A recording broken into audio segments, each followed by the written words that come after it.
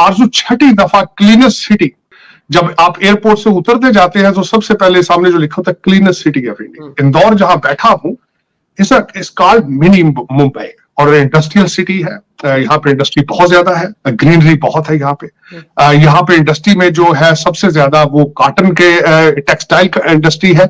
यहाँ पे एक ब्लैक एक इसको कहते हैं काली पहाड़ी या काला, वहां पे उसकी वजह से लैंड फर्टाइल है, यहाँ कॉटन बहुत ज्यादा होती है, इसीलिए यहाँ पे कॉटन टेक्सटाइल इंडस्ट्री है।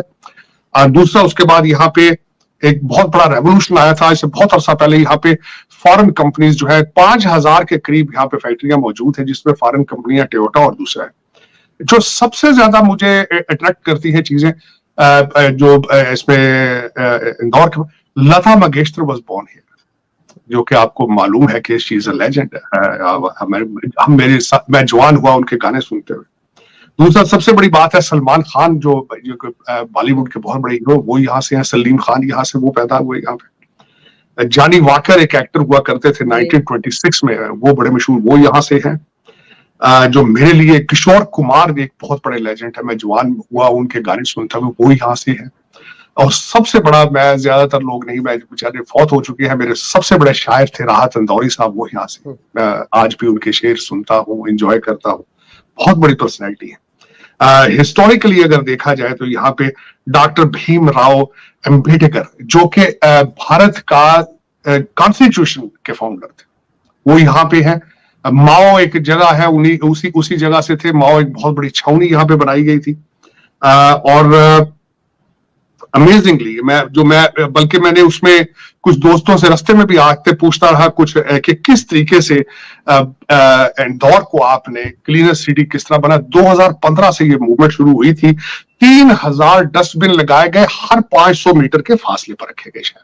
लेकिन इसमें आरजू भाई ये बताना चाहूंगा कि गवर्नमेंट जो है या वो तो एक चीज बनाती है, लेकिन उसको आगे चलाना जो होता है वो लोगों ने, सोसाइटी ने, कम्युनिटी ने उसको आगे चलाना होता है। और मैंने देखा है कि कम्युनिटी ने उनका साथ दिया है म्यूनिसिपैलिटी का। उसमें जो मैं देखा, जो की एलिमेंट उन्होंने किए कि ड्राई और वेट जो ट्रैश होता है उसको सेपरेट किया उन्होंने, ये बहुत बड़ी बात थी। फिर उन्होंने ये किया कि घर घर जाके ट्रैश को कलेक्शन करने की मूवमेंट चलाई। फिर उसके बाद ये कि मैंने देखा लाउड स्पीकर पे मुसलसल उनकी गाड़ियां शहर के अंदर ऐलान करती थी कि सफाई को मेंटेन करें, क्योंकि रिमाइंड कराना होता है लोगों को, जनरल मैसेज को। उस पर बहुत बड़ी कैंपेन उन्होंने चलाई। जो मुझे उससे भी ज्यादा अच्छा लगा कि उन्होंने इस वेस्ट मैनेजमेंट के अंदर जो रेवोल्यूशन है उसको उन्होंने कारोबार बनाया, उससे पैसे बनाए। उन्होंने वेस्ट मैनेजमेंट को एक इंडस्ट्री बनाया और IMS ने 14.45 करोड़ उससे जनरेट किया वेस्ट डिस्पोजल से। 8.8 करोड़ कार्बन क्रेडिट से उन्होंने इसको एक इनकम की तरफ लेकर वो गए, जो कि मैं समझता हूँ इस रिमार्केबल।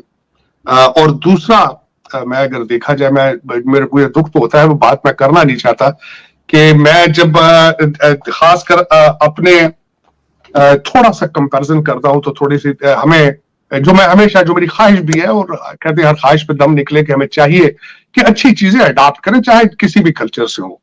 तो उसमें मेरे नजर से जो आज सुबह गुजरी बात वो ये थी कि सिर्फ एक ऑर्गेनाइजेशन टाटा है यहाँ पे, जिनकी नेटवर्थ $365 बिलियन है, और मेरे वतन अजीज का जो GDP है वो $341 बिलियन।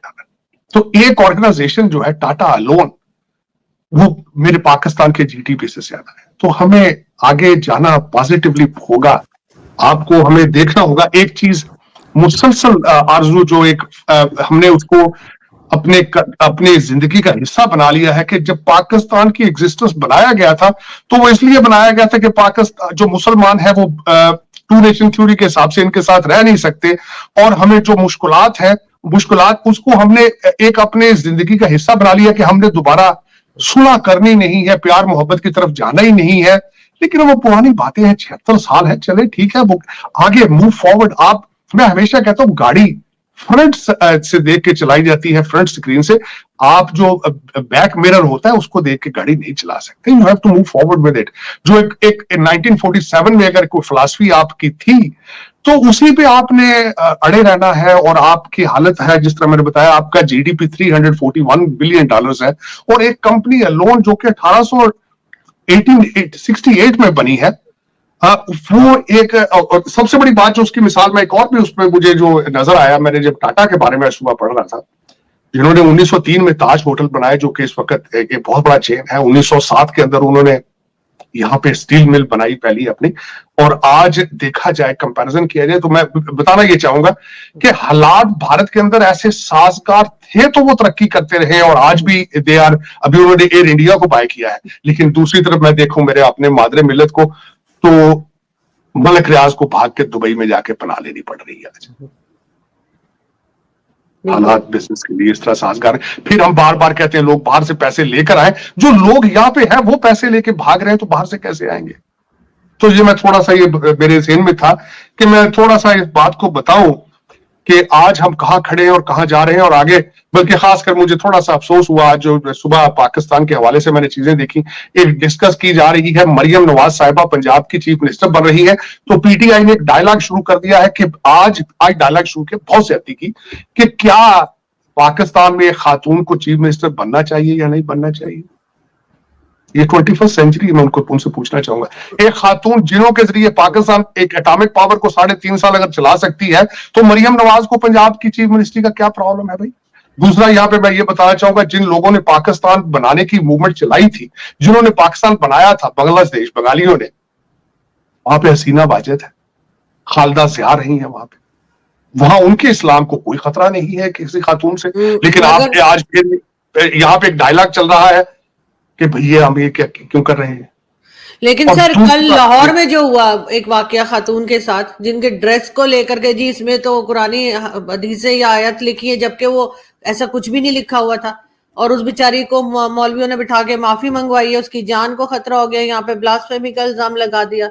ये पंजाब की 5 बड़ी नदियों में से एक रावी का जल अब पूरी तरह से भारत में ही इस्तेमाल हो सकेगा। अब भारत ने पठानकोट जिले में रावी नदी पर शाहपुर कड़ी बैराज डैम बनाकर उसके पानी को संचित करना शुरू कर दिया है।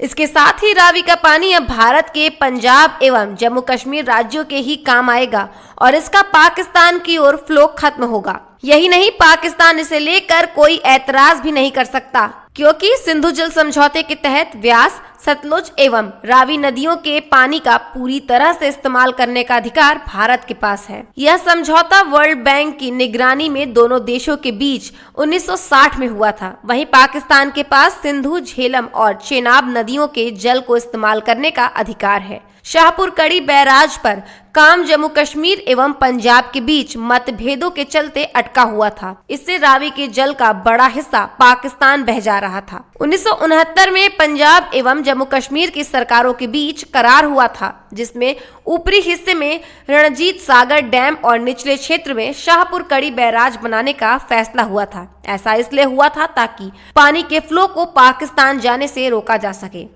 इसे लेकर तत्काल जम्मू कश्मीर सीएम शेख अब्दुल्ला और पंजाब के प्रकाश सिंह बादल की सरकार के बीच करार हुआ था। इसके बाद 1982 में पूर्व पीएम इंदिरा गांधी ने इसकी आधारशिला रखी थी और 1998 तक काम पूरा होना था, लेकिन यह यहीं अटका रहा और अब जाकर यह पूरा हो सका है। रणजीत सागर डैम तो 2001 में बन गया, लेकिन शाहपुर कड़ी बैराज न बन पाने के चलते रावी के जल का एक बड़ा हिस्सा पाकिस्तान की ओर बह जाता था। फिर 2008 में शाहपुर कड़ी प्रोजेक्ट को राष्ट्रीय महत्व वाला घोषित हुआ, लेकिन काम 2013 में ही शुरू हो पाया। हालांकि 2014 में इस काम पर फिर एक बार रोक लगा दी गई। फिर 2018 में केंद्र सरकार के दखल से जम्मू कश्मीर और पंजाब के बीच समझौता हुआ और काम दोबारा से शुरू हुआ। अब डैम बनने से जम्मू कश्मीर के पंजाब से लगते कठुआ और सांभा जिलों को फायदा मिलेगा। इससे 1150 क्यूसेक पानी जम्मू कश्मीर को मिलेगा, जिससे 32,000 हेक्टेयर जमीन की सिंचाई होगी।